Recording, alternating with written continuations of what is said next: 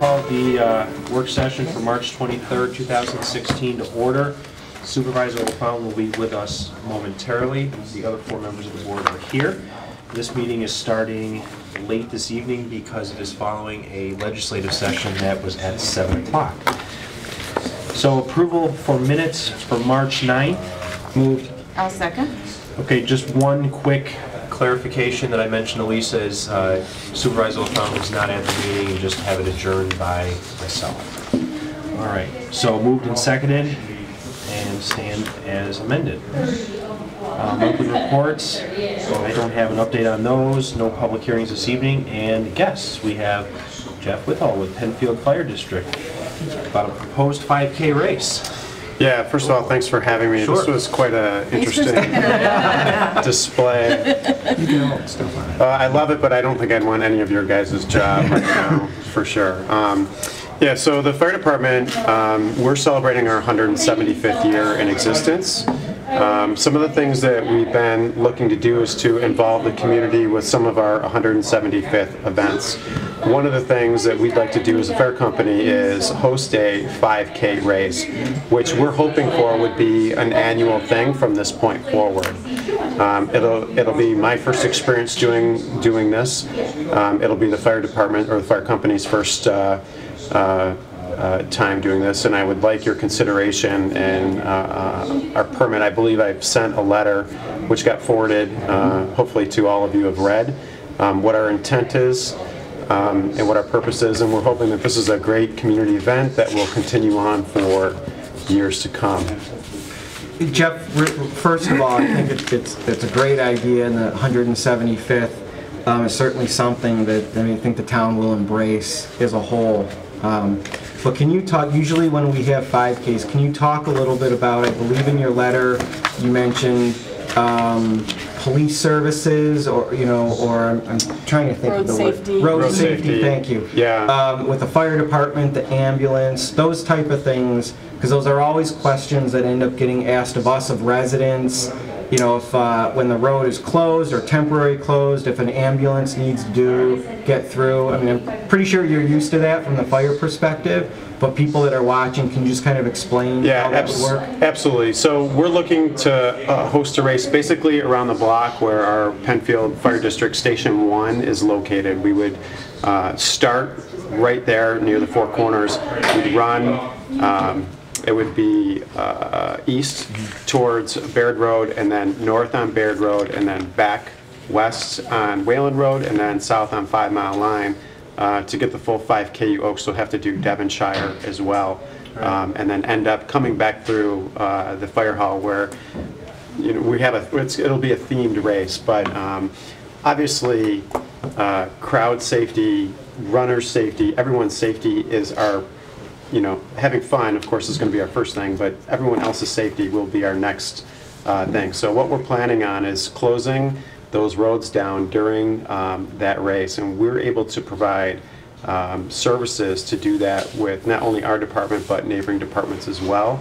I've spoken to the chief of the fire company right now to see if we call it mutual aid, where they would bring their fire police in, as well as members of our own company strategically placed around those areas to make sure that traffic was closed and that people were safe.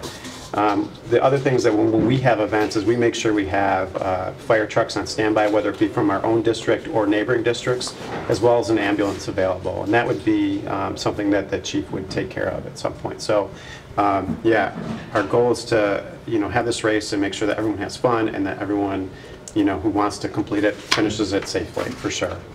Have you spoken with the sheriff's office? Because obviously there's going to have to be some kind of road closures and stuff like that. Yeah, and again, this is my first experience with this, so I'm kind of learning as I'm going along here. Mm-hmm. It is certainly part of the plan to have that done. I know that we can't have a race unless we have the permits to do it first, so I've held off on advertising. You know, it was going to be part of our fund drive letters coming out, I believe, at the end of next week. And I told them to take it off of there because I don't know what the outcome of this is going to be. Without the permits, there's no race. Well, I will say this: I I appreciate, and I really mean it, that you're coming early. Yes. Because we've had a couple times where someone came in and they're looking, they've already advertised a race in April, and they're just coming to the town board seeking, approval, and they haven't even talked to the fire department or the ambulance, they haven't informed neighbors, so coming this early is really a good move on your part, and I appreciate that. I've actually thought of the fire department hosting a race for several years now. I have talked with a few different racing companies, Yellow Jacket, PCR Timing, a few of the different companies around town that do these races regularly. They've kind of laid out a framework of how it is to start a race. So I've had some idea. We've talked about it at our fire department meetings or fire company meetings, and the guys thought that this would be a great year to start it. We got the support with the fire company, and I've talked with members of our commission as far as making sure we have the insurance and stuff, but I definitely need the town to say, you guys can have this race within our town. I've looked at hosting the race with the town, which didn't seem such a viable thing to do. We brought that up to the members of our 175th committee as well. And so we're kind of looking to do this on our own, hopefully be part of our fundraising thing as well. But our real goal is to bring awareness that we are a 100% volunteer fire company, that we rely on our friends and neighbors that volunteer their time, money, effort, energy, the whole 9 yards. Do you have an anticipated date? Yeah, October 15th. Okay, I figured it was going to be in October. Yeah. All right. Just one other thing, as the date nears, Jeff, I would just recommend that you do have some form of outreach to at least what I would consider the landlocked streets are going to be. Like that's already in place. Our fund drive. In case I forget to tell my wife that. No, that's part of my checklist of things to do. Okay. Actually, work on our fund drive committee. I'm one of the chairs of it, so I know that our database is up to date as far as our lettering, and we can mail those things out. So they have good awareness that for however amount of time, 30 minutes or whatever. Yeah, it's not long. Yeah. Right. I would say that in just the races we've seen, that has been really the only complaint I think that comes out, and that's the kind of teachable moment is I couldn't get out of my driveway for church, or right. I couldn't I had to get to a soccer game or something and couldn't, and so yeah, just communicating. Or the 5 Mile Line high school events that may be going on, stuff like that. Just the communication is so critical. Yeah. Is it a Saturday or Sunday? Saturday. Jeff, you're talking about having a period of time between 8:30 and 12. Are those roads going to be closed off for that period of time? All of them? Parts of them? Probably parts of them and again, I can't say for sure what and when, because again, this is my first time doing it, so I'm going to go by the recommendations of the folks that we've hired to help us run this race. But I would assume that as soon as Penfield Road is cleared, it will be open back up. Obviously, that's the big main drive in our town. As soon as Baird Road is cleared, same thing. And as they go along, that can be opened back up. So I'm assuming it would be partially. I asked for the times from 8:30 because we want to start the race at 9. I want to make sure that and I know how sometimes things can be delayed by a few minutes here and there. So I want to make sure that we've got ample time to set up in the morning, ample time for people to get there and get registered for anyone that's going to register late, and get the race started on time and get it over with at a reasonable amount of time too. This be for walkers too? Yeah. Okay. Yeah. Time frame. I'm assuming that there'll be maybe some I know that like my family's interested in doing it as well. But sidewalks could also help with that too. Absolutely. Yeah, because it's not really they're not out there to get the time. Right. They're out there to volunteer and be a part of the 175. Yeah, and that's a great point. I mean, we could certainly say that if you're going to walk or you got your kids, a sidewalk is a viable option as well.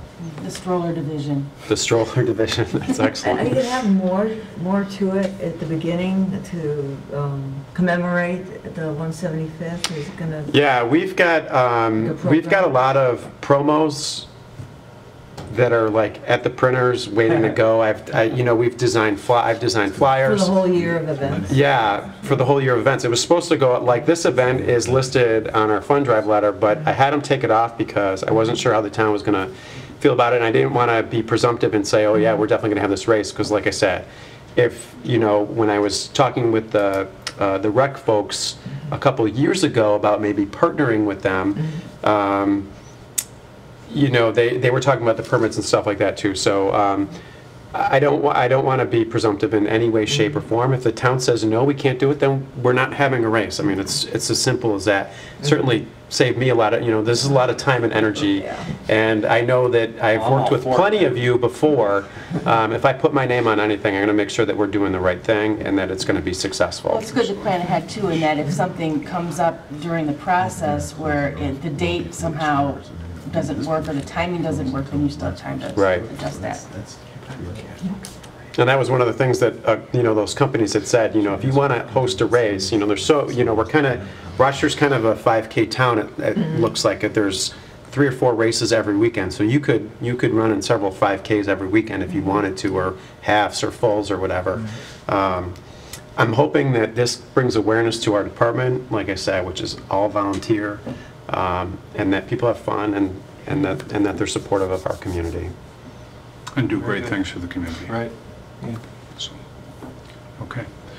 So I apologize for joining the conversation late, so I'm not going to, I'm just going to, we talk about next steps by way of reaching out and having conversations with state and county DOT? Because, okay, so I think that's probably the next, that's the next big piece, because of the county roads and the state roads that are involved, getting them to weigh in and make sure that they're, you know, supportive, and we have to do that when we do our parade, obviously. Oh, sure. So as to, you know, how that works and what have you. So we can, you know, Mr. Costello, Mr. Valentine can probably provide some contacts, or Mr. Ritter, real quick. Jump right up here. I already have been here. I already have been in contact with state DOT. Okay. Their issue though was we needed town approval before they will issue a permit for us. So they are aware this is coming. I have been in contact with them, and as soon as we get town approval, we can go forward with the state permits. I've been in contact with the county as well. Okay, good. I have not really heard back from the county very much, but I'm assuming it's going to be the same type of thing. Once we have town approval, state approval, county should follow. Yep. So. Okay. Very good. Excellent. Board, everybody's there to move forward so they can start taking their next steps. Just one last question though, in terms, and you're right, it's going to move fairly quickly when it starts, and certainly Penfield Road will open up fairly quickly. But in the other areas, as you get towards Baird Road and you get one of the subdivisions where somebody has to get out because of some form of an emergency and you got runners, how do you guys plan on being able to handle something like that? Well, I think that if, you know, like I said, our fire police are pretty extensively trained and moving, you know, traffic through high-risk areas, I'll call them. Yeah. So if, you know, if there is an emergency or, you know, someone's insistent, then, you know, the fire police can help that person get to where they need to be. Okay. We're anticipating issues like that, and one of the maps that we supplied shows that we're going to anticipate putting at least 15 individual personnel at those intersections to assist with getting traffic out while runners are coming by or not, and hopefully, you know, it won't be too long where we're not going to be able to get a vehicle out. Right. You may want to kind of pencil in some additional outreach or more intensive outreach to, like, is it Atria to Atria? You know, those were the kind of the potential for emergency. Sure. You know, maybe personally, you know, pay a visit and reach out to them. Yeah, absolutely. No problem at all doing that. Okay. Yeah. Jim, you'll get a short, I'll let between you and Mark argue about who wants to sign that, but we can get it so we can get it in their hands so that as they're going to have those conversations, they can at least, if the state or the county are looking for a copy, they can have a copy of the letter. Keep us in the loop. Let us know how it's going. I expect to see you out there running, actually. You run, I run. Fair enough. Oh boy. You've been practicing, though. I know that. Maybe. So. Maybe. I'll walk. We'll talk to the sheriff. All right. Just as a Okay, that would be, yeah. And I know a lot of those, we know a lot of those guys too. Yeah. So. Jeff and I will work on that together. Excellent. All right. Good. Thanks, so guys. much for your time. I appreciate it. You know, I told Costello that I should have picked another night for you guys to come in. but he says he likes to see Jeff David in a little bit of pain, so, I mean, I think it's part of that payback rival that these guys have in their respective departments, so. 10-4. Well, I was telling Andy that, you know, I certainly appreciate what you guys do for our town and how quickly you guys are able to answer and respond to people in a civilized manner. I know that people feel very passionate. I myself get passionate about certain issues as well, and I think you guys do an outstanding job. Thank you. Yeah, Good luck with everything, Jeff. Thank you. All right, guys, thank you. Thank you. Have a great night. Thanks. Did we talk about monthly reports by chance, for I the said record? that I did not have an update. Okay, so all the monthly reports are in, with the exception of building, zoning, fire marshal, and personnel, and I know both of them have had a conversation with Mrs. Napton and assured us that we will have that in by week's end, which is tomorrow. All right, we'll move on to Christy Swanson. Yeah, she's not here, and I did leave her a text to see if she was coming. I haven't heard anything back, so we're going to start out as a discussion. I just want to give some background to you very quickly. No, it isn't. No, it isn't going to start off as a conversation. Yeah, Absolutely, absolutely. Very So, good. okay, so if she comes in, we will certainly bring her into the conversation. If she does not come in, Hold on she has for the it. opportunity for the April meeting. Nothing under law and finance. Public Works, we've got the Valentine show, starting with Windsor Ridge waiver from criteria. Thank you, Mr. Supervisor. This is something I was before the board 2 weeks ago to talk about. I was a little premature at that point for a discussion. I wanted to circle back with the board, see if the board had any additional questions. I included the original summary of the requests they're having from the waivers, and I'll go through those. And then the back page, I wanted to share with the board some grading they're proposing that may be a benefit to the Victory Garden out there as well. Through the review that the planning board is doing on Windsor Ridge, that's the development at the corner of the northeast corner of 5 Mile Atlantic, there's a few things that have come up that they're asking for waivers for. The first is for a partial sidewalk waiver. That's something typical before this board. Talking about where to install sidewalks, and I have a larger set of plans if deemed necessary. I did have some plans last time I passed around. I can pass this one around. Our sidewalk policy calls for sidewalks on all frontages and then both sides of internal roads. They're proposing to do it on the Atlantic Avenue frontage, the 5 Mile frontage, and then one side internally. So that's the first item they're asking for a waiver from. The second item on the list is our design criteria requires a 100-foot setback from a high water line from any pond to a building structure. They are showing that on the plans. They're showing the boxes and the setbacks that it would be compliant with that. They're just asking if there's any wiggle room in that, if in the future somebody wanted to come in and ask for or request a sunroom or something, on the back of that, if there was a waiver that was granted now, would save, individual homeowners from coming back in the future asking for a waiver each time if they wanted to go into that restrictive area. The third one is based on New York State DEC's green infrastructure requirements. This is something we're looking at with revisions to our design criteria. Our code requires having inlets every 400 feet or every 3 lots. Based on the size of these lots, based on Town Law 278, they're clustering them to preserve some of the open space area. It would be more than 3 lots. So some situations would be 4 or 5 lots, but they're still within that 400-foot length. And then the last one, we've talked about it in some other locations. Again, trying to meet the New York State DEC requirements for green infrastructure. Our code currently requires that all houses connect their downspouts to connect them into piping systems. They're asking for those to put a splash block. DEC likes to get things recharged back into the groundwater. There is or was some concern on the east side of the property from some of the homeowners for water runoff in that area. I believe the majority of that will be handled, internally collecting it with the pipes, but they're also adding notes to the plan that those homes directly adjacent to those would still be connected to piping. The other ones, they're asking to put a splash block on the remainder of the lots. So those are the requests they had. The second page I attached is a very busy plan. Go ahead, I'll ask when, I don't want to, you're on a roll, so Okay. go right ahead, sir. Just to orient you on the plan, 5 Mile Line is at the top of the page. This is the Lot 1. The Victory Garden is on your right-hand side. Something as they were looking at grading of their property, they were doing some grading in that area. I asked them to take a look at, I know we've had some concerns or issues in the past with drainage problems on the Victory Garden property. Right.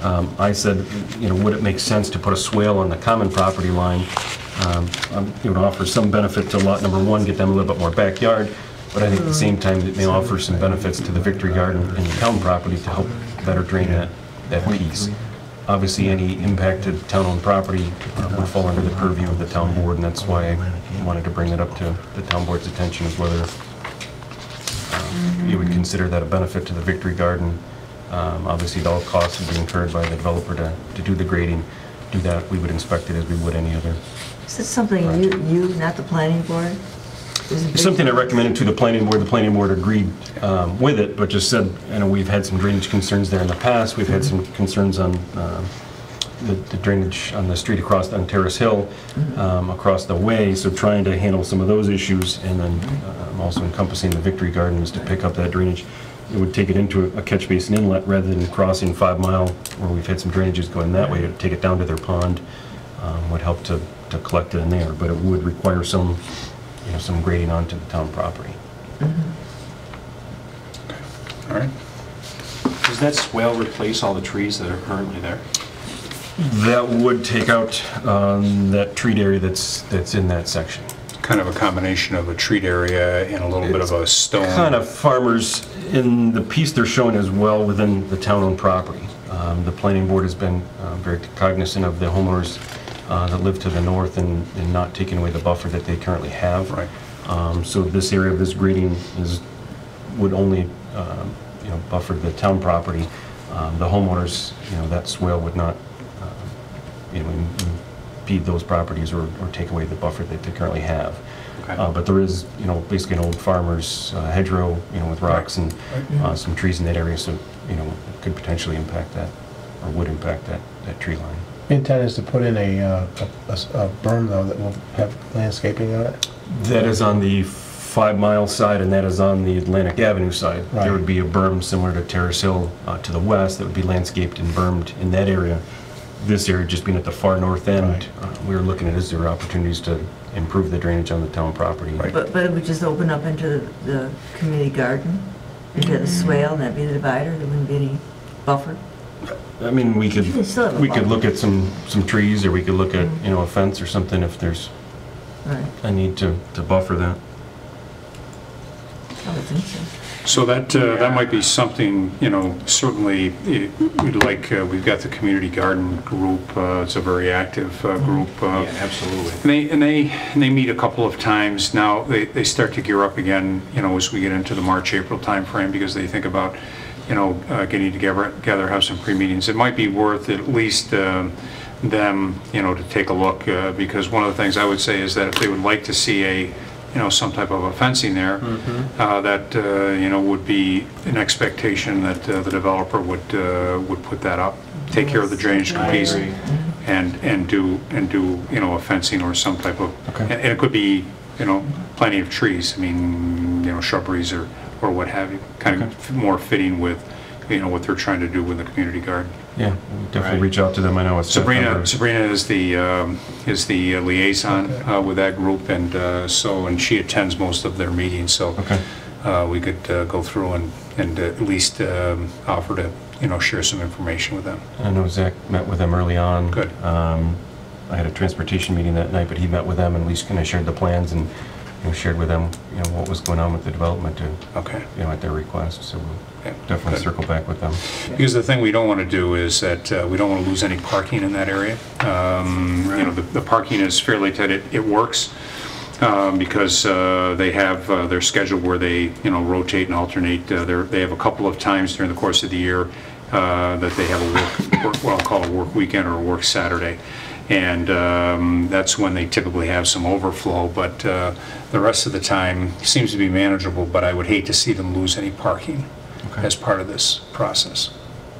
And I think that, you know, anything that can help the drainage is a plus, but also having some form of buffer there. I mean, you're looking at cars accessing this road at all times of the day with absolutely no buffer, 20 to 30 feet right off the parking lot there. So I think for safety, for sanity, and for everything else, there probably should be some form of tree or fenced buffer. It's a benefit to both. So I'd be interested, yes, I'd be interested to hear what Victory Garden folks have to say.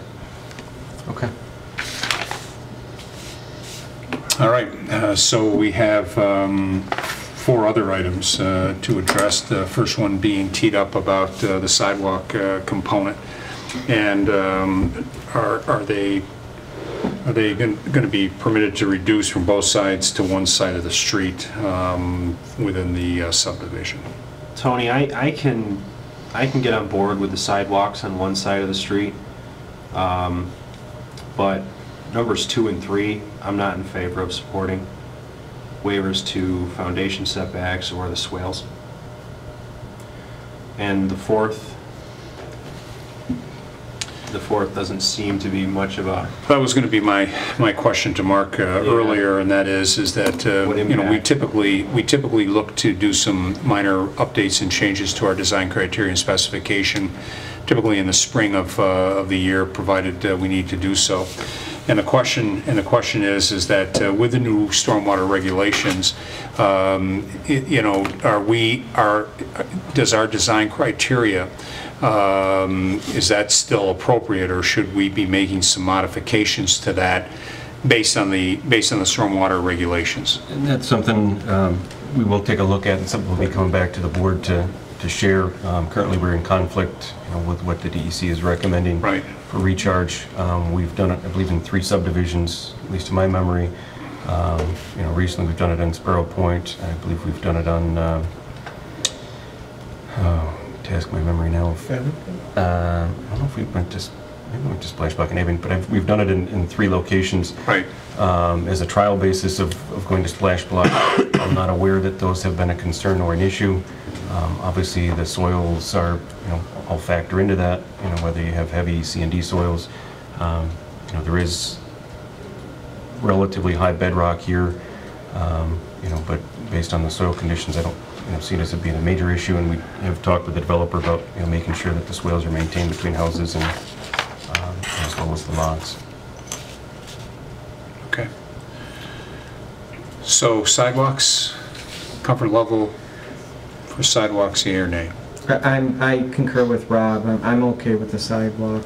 Okay, sidewalks on one side, plus everything on 5 Mile Line Road. And then the only thing I would ask is that they connect the sidewalks to the current sidewalks that we have in front of the community garden. So there may be a piece across there that they would have to pick up to complete that leg. Okay. That's true. So as a condition of the waiver? Yes. Yep. Yes. That I'm sold, and that's part of the condition.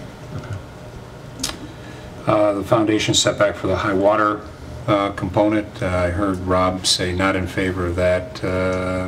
Everyone else supportive of that? I join Rob. I think that during design, they probably should address this or realize that. Yeah. So I concur with Rob. I'm not supportive of a waiver for that. Okay, and then I think it should be so noted as part of the, you know, the deed for that property, so that the homeowners know that up front. We minimize the surprises. Yep. Length of swale between inlets, increased length between inlets, so... Same reasoning for me as far as was with number 2. I'm just not convinced. Yeah, I think anything that allows for more density and less setback is not, I'm not in favor of that. So I think both 2 and 3 are arguing that they should have less setback and more density. Well, and I also think the developer should be held to their original plan. I agree. Okay. And then disconnection of roof downspouts on some number of those, and I think we'll let our engineering department take a look at that. But again, I think the challenge back, Mark, is that as we take a look at making some changes and modifications to our design criteria, we should probably be a little bit more in step, I think, with where DEC is looking for us to go. There's probably a balance, again, depending upon project, you know, and a few other issues that you might have. Definitely. Okay. All right. Anything else on this particular item? All right, thank you, Mark. We'll move on to item number 2, abandonment of a portion of sanitary sewer easement on Heathwood, right on 250 and Pembroke Drive. This I just have a drawing on the back here. The Heathwood development, Route 250, Pembroke Drive, east and west. The existing Heathwood or Elderwood, previously known as facility, is here. They're proposing a new expansion to that building to the north. As part of that, in orange here, we had a previous town-owned sanitary sewer main that came out to the road to service 250. Obviously, with the building going in that location, we don't want to have our sewer main underneath their building. We don't want to maintain that, so they're proposing to run or reroute the sanitary sewer around the outside, abandon the sewer that's inside of that, and we take ownership of new easement in the green portion. So they would abandon a portion of the current sanitary sewer easement that's in that area, and that falls under the purview. And they pay for the... All the costs are incurred by Elderwood for the abandonment, for the filing fees of that, the abandonment of the pipe, and then the installation of all the new... So our access is not altered in any way in terms of the amount of access, is just being shifted? Correct. This pipe obviously would be taken out. We would still take, we have a 20-foot easement today over this pipe. This would no longer be in service. Actually, they would either fill it with gate-created pipe, so there's no need for the anymore. We would continue to have a new 20-foot easement over the green portion that goes around the outside. I'm okay with that. That works. All right, thank you, Mark. Review of professional services quotes for 2016 drainage projects. This is something, and I emailed this out to the board today. My apologies for getting it out too late. I'll pass around handouts on that. As we're looking into doing some minor drainage projects this year, we have talked with the Watershed Committee, and there's some follow-up areas on some of the stuff we've done in the past. Either ditches to be cleaned, bank armoring to be done, but all of that requires Army Corps permits and DEC permits. So in the past, we've worked with certain engineering firms, as this board always recommends or requires. We did go out and get 3 quotes for these services. 3 companies we've contacted is Barton, Loguidice, BME, and EDR. The front sheet basically gives a summary of the different areas we're looking at, and also the quotes that we received from them. I do have copies of the contracts as they shared individually with that. I can also talk about the individual drainage areas that we're looking at. These are some small portions. We're still working with the Watershed Committee. We'll be back to talk about larger ditch cleans around the town, talk about some pond treatments. We've been talking with Paul's been part of that. Talking about the pond treatment, so we'll be back with those. These are just kind of some smaller areas, some infills as we finished off one project and noticed that the downstream channel, we ought to address that since we just handled it with Valley Stream, Valley Brook. Shows the first one is on Baird Road. That's the downstream channel, Valley Stream, Valley Brook. We took improvements last year all the way to Baird Road, and then looking across the way, we have a gap, and I actually have mapping thanks to Doug in our GIS department and Dennis Sanzota. He's helped us map what we've done in the past for ditch cleaning, and it's going to help give us a visual idea of what we have out there, what we've done in different years, and seeing where we do have gaps, and trying to address some of those areas that we might have missed or cleaning needs to be done.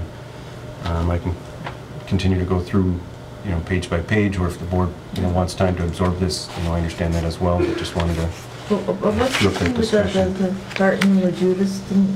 Did you get the memo? Why is this so much less than the other 2? I called back and asked that very question. Are you comfortable with your number? Are you comfortable with what you have? Some of the others, I think theirs is more of an all-inclusive price. Basically, all of them say they'll do the joint application permit, submit it to DC, submit it to Army Corps. Barton reduces prices for one submission, one communication with DEC and Army Corps. It'd be an hourly basis after that.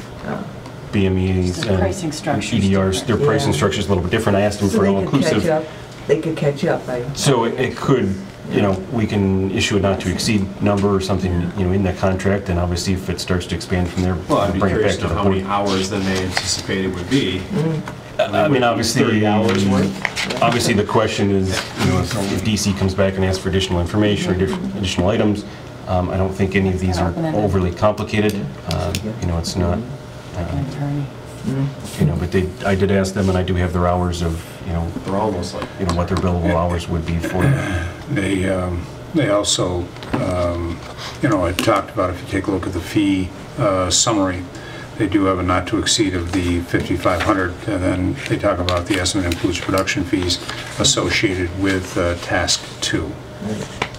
The only thing that I did note is it just said for one, basically for the original submission, and then one communication back and forth with Army Corps and DC. I don't see these as being overly complicated or a lot of back and forth on it.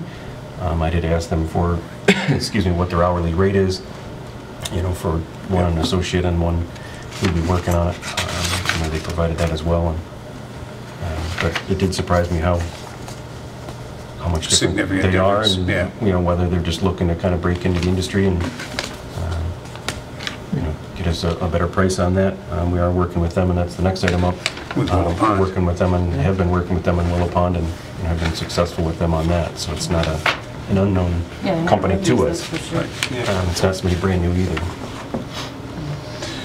So let's vet that out just a little bit more for the Barton Loguidice piece, Mark, so that we are, you know, making sure that we're as close to apples as we can, and that we're not missing everything, because the thing that we don't want to have happen is to just get nickel and dimed, you know, as we move forward.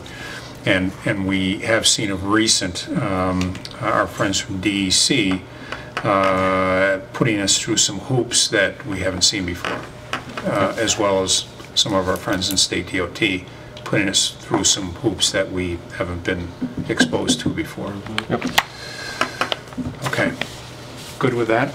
And I'll just offer up that, as Mark indicated, certainly our watershed management committee is thank right you, on Paul. top of the priorities, and those are vetted through.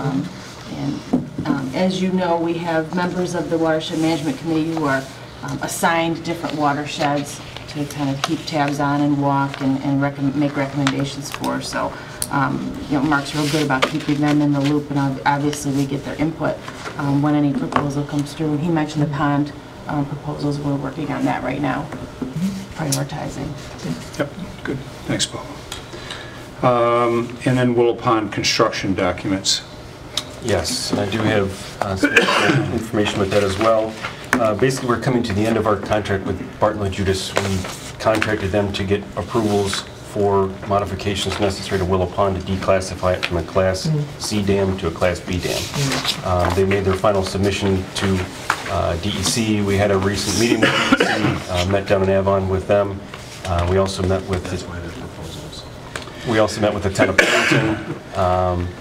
You know, met with Parrington, discussed it with them, made sure that they understood and were you know, part of the discussion.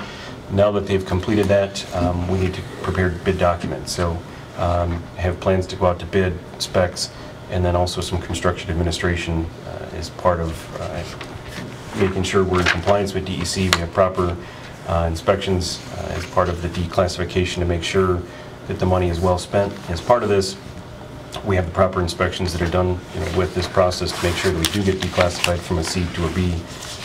That'll reduce our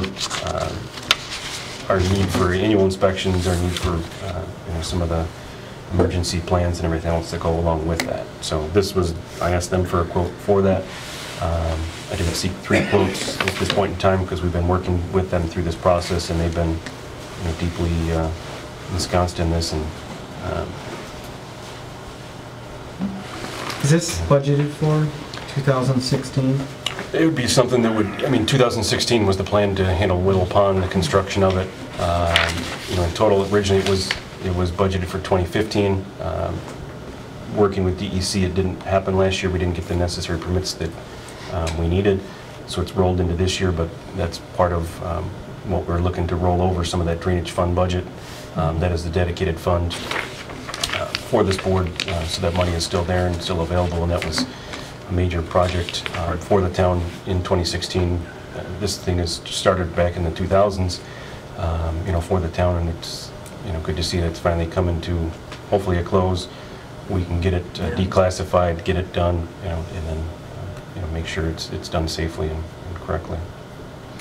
So this is this one's a great example of what we saw with, you know, with the DEC, you know, classifying the dam originally, you know, similar to what the same classification that the Hoover Dam has. I mean, you know, it doesn't make Can you say a that lot. louder so Yeah, everybody right. can hear that? Classifying it the same as the Hoover Dam? And so to go through and to get it made a lot of sense, and that was the right thing for us to do, because then it eliminates a whole host of additional costs down the road that we still have to provide evacuation plan. I don't think it's an evacuation plan. Well, an emergency action plan. Emergency action plan and contact information. And so. And the tsunami comes flooding through the Right. town. Well, and the other big piece of it is because it is the tsunami that rolls through Parrington. Right. So. And that's why we met with the Slows down when it gets Director down. of Public Works for Parrington, their That's town towards Mike engineer. Barker's house? You know, met with them to make sure they're very in the loop on this, understand what's going on. We'll be working with them on a communication plan. Obviously, we're contacting the majority will be their residents to inform them about the project. So we're going to, you know, work in conjunction with Parrington to inform them what's happening. You know, we will have times have to cut across Putting Green Lane, bisect that. That'll be an impact to their residents coming and going, and keeping them in the loop as well. So I have been supportive of this and getting this done. I think this is one of the ones that we have has been around for a long time, and our DEC has cut us a little bit of slack because it was supposed to be done as I was coming into office in 2010. George was exiting. The expectation was it was going to be done by 2010, and through a lot of discussions with DEC, then Supervisor Jim Smith, and also some discussions with and soothing some ruffled feathers from Midvale Country Club. I think it's come a long ways to, you know, bringing this to compliance, and so I've been supportive, you know, of this and taking it in what I'll call incremental steps or bites, so that we spread the cost out across the multi-year overall. I'm right with you. It's been a long time coming. Okay. All right, Mark, we'll get a resolution in for that. Yep. All right, and before we get the resolution in for the piece on the 2016, let's just, you know, get some additional update for the board. Will do. All right, we have nothing for public safety, nothing for community service. We have one informational item in Southeast Bible Baptist Church Annual 5K. Mr. Costello. Thank you, Mr. Supervisor. I did recently receive an email, which I forwarded to you maybe 10 days ago or so, from Southeast Bible Baptist Church Representative Jennifer Crone, who was here last year, and they are proposing to have their race again on the 28th of May. They had the same layout as they had last year, and actually this is about the 4th or 5th year they've been doing this. Last year was the first year they came in and actually got a permit. They've asked for a permit again. I didn't think it was necessary to bring them in to talk to you again about the same exact issues that we had last year. They had a flawless event, knock on wood. They do have off-duty sheriffs that are overseeing the traffic control and those types of issues. The only difference this year is last year they did spray some water-based arrows in the right-of-way. The neighbors had some concern about that. They did go back and clean them all up, so they're done, and they're not going to have that again this year. So they'll have signs that'll point you to where to go. And then pick the signs up after the And the race. signs will be picked up for next year. So that was the information I wanted to convey to you, and I will, again, we will issue a permit, we will notify the neighbors as we do every year, and let them know that this is going to occur. Okay, great. Sounds good. Okay.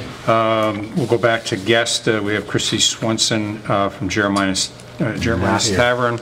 Was a no-show, and so we will not have any discussion on that this evening. If she would like to come back and have a conversation at our next work session, we can do that in April. There being no further business to come before the board on the work session, I'll officially adjourn this meeting at 9:44. The board will break for a short personnel matter discussion in executive session.